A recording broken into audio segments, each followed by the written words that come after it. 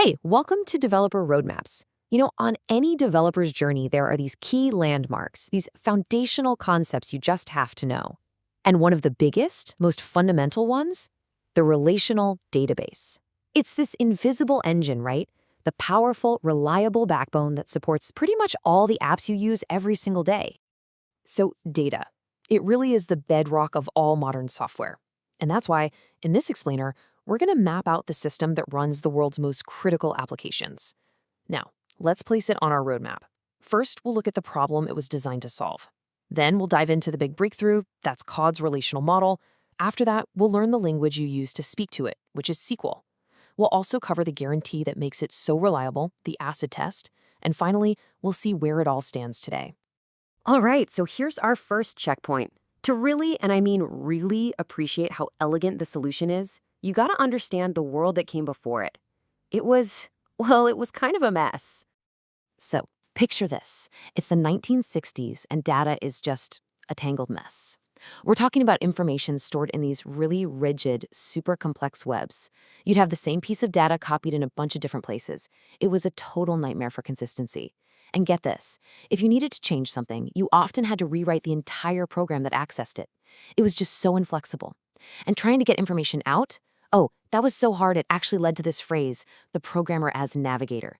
You literally had to chart a course through this data maze just to find what you were looking for. Crazy, right? And then everything changed. In 1970, this computer scientist at IBM, Edgar F. Codd, he came along and proposed a totally new way of thinking about data. This is a crucial checkpoint on your developer journey. Codd put out this paper, and it was absolutely groundbreaking. His idea was, what if, instead of navigating a maze, we organize data using the simple, elegant rules of mathematics? It was a wild idea, and it would completely change the world of computing. And here's the core of it, the big idea. Codd proposed we store data in simple, intuitive tables. He called them relations. No more tangled webs, just clean, structured grids, something anyone could look at and just get. And this table right here, it's a perfect example of what he meant.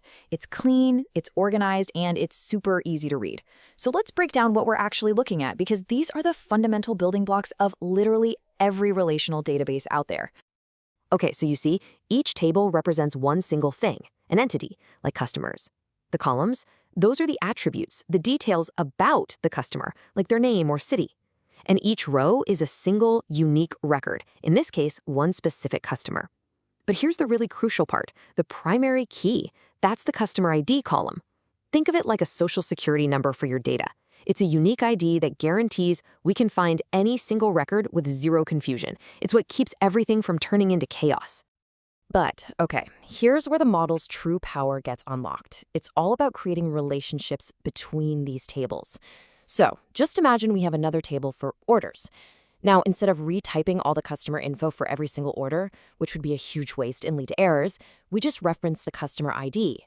That customer ID in our orders table, that's called a foreign key. It's like a little pointer that links right back to the primary key in the customers table.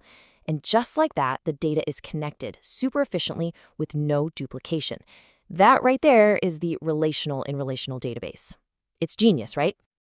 Okay, so we've got this beautiful, elegant, structured model. So let's hit the next checkpoint on our roadmap. How do we actually talk to it? How do we ask it questions or give it commands? Well, the answer is a language called SQL, which stands for Structured Query Language. It was actually developed at IBM, part of a project called System R, that was designed to bring Codd's big ideas to life. And over time, SQL basically became the universal language for working with relational databases. And just look at how simple and intuitive it is. This query, it reads almost like plain English, doesn't it? Select the customer name and city from the customers table. It's direct, it's descriptive, and it is incredibly powerful. And boom, just like that, the database gives you back exactly what you asked for. Now, think back to that programmer as navigator thing. Having to write all this complex code just to find something, I mean, the difference is just night and day.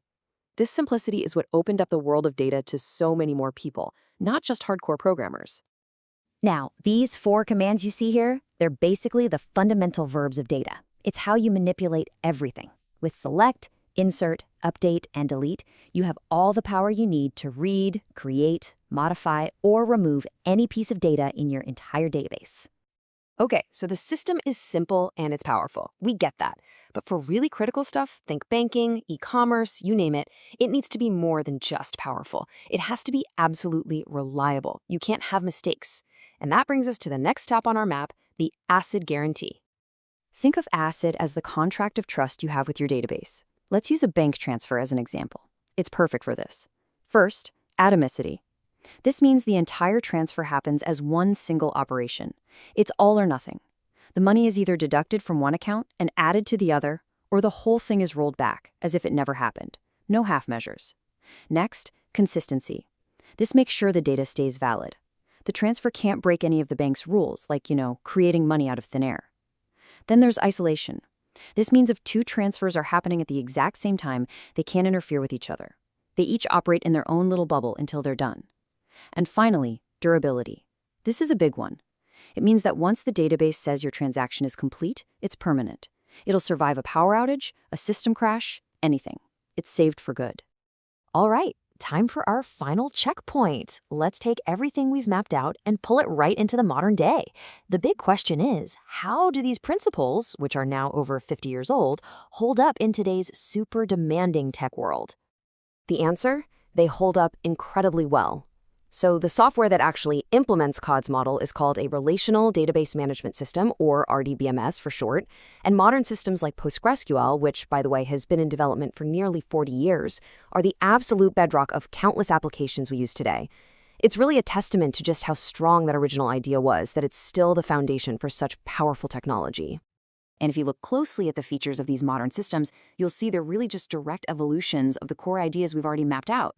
That proven data integrity, well, that's enforced by the primary and foreign keys we talked about. High concurrency, handling lots of users at once, that's just a really sophisticated version of ACID's isolation property. And all that reliability and disaster recovery stuff, that's an extension of durability, with cool features like replication. You see, the foundation is still just as solid as it was decades ago. And just to give you a sense of the sheer scale we're talking about, one company reported that they process over 18,000 queries per second on their PostgreSQL servers, per second. So yeah, this isn't just theory. This is a proven, battle-tested technology that is running some of the absolute biggest applications on the planet. So there you have it. We've mapped the entire journey, from a confusing data maze to this incredibly structured, reliable, and powerful system. But as we always say, the developer journey never really ends. The rise of new kinds of databases, you've probably heard of them. They're often called NoSQL.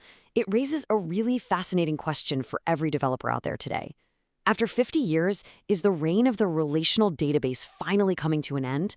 Or, in a world with more and more complex data, is its promise of structure and integrity actually more critical than ever? This is Developer Roadmaps. Map your path, build your career.